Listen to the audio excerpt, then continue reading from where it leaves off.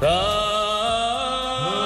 Corse, terre ardente et puissante, a besoin de bien d'autres choses que d'un rafistolage institutionnel qui la placerait en marge de la République.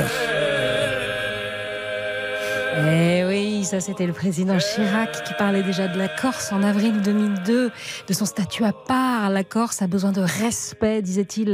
La Corse a besoin de sérénité.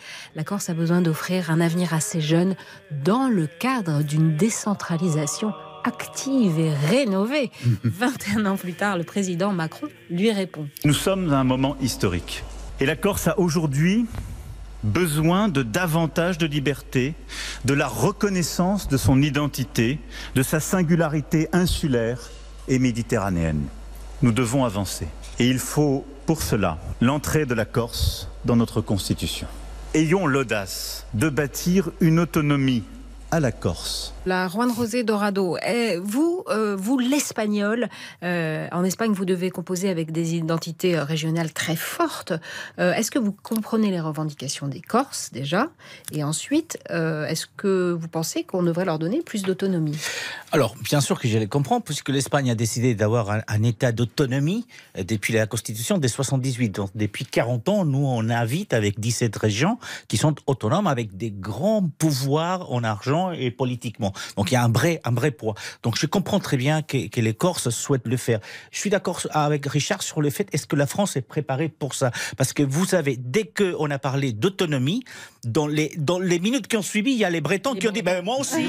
Et pourquoi pas les l'Occitanie, pourquoi pas l'Alsace, et pourquoi pas le Pays Basque? La France qui a toujours essayé d'ailleurs l'a fait, de ne pas avoir le Pays Basque dans un seul département et maintient le Pays Basque dans plusieurs départements, parce que l'unité du Pays Basque, ça pouvait poser des problèmes, comme c'est le cas du côté espagnol. Donc je comprends les nationalistes, mais l'autonomie, c'est le premier pas. Une fois que vous avez l'autonomie, vous allez chercher l'indépendance. Nous, les Espagnols, nous l'avons vu avec la Galice, le Pays Basque, la Catalogne. La Catalogne, surtout. La Catalogne, surtout.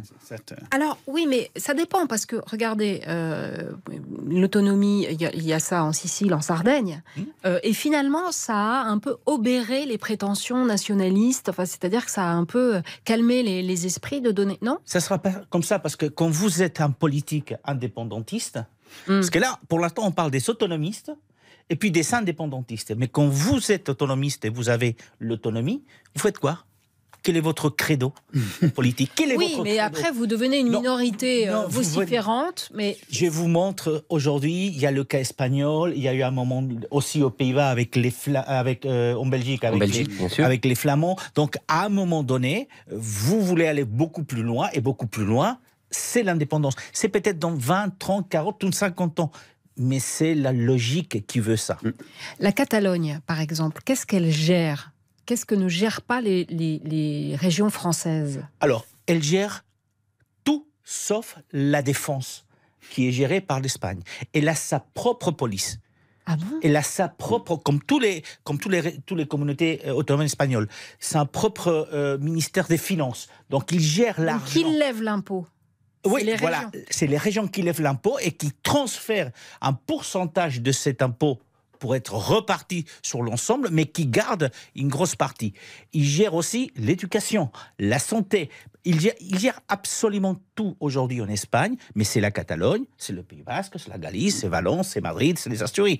Ça, c'est le système politique espagnol. Complètement décentralisé, alors. Complètement décentralisé. Et même, donc, aujourd'hui, vous avez les langues régionales qui sont entrées dans le Parlement national, puisque le président Macron ne veut pas de la co-officialité du corse avec le français. En Espagne, la co-officialité existe déjà au niveau régional, mais depuis quelques jours, ça existe aussi au niveau du Parlement, de l'équivalent de l'Assemblée nationale, et depuis une dizaine d'années, au niveau du Sénat, où on peut parler dans les langues régionales reconnues. Ah bon ?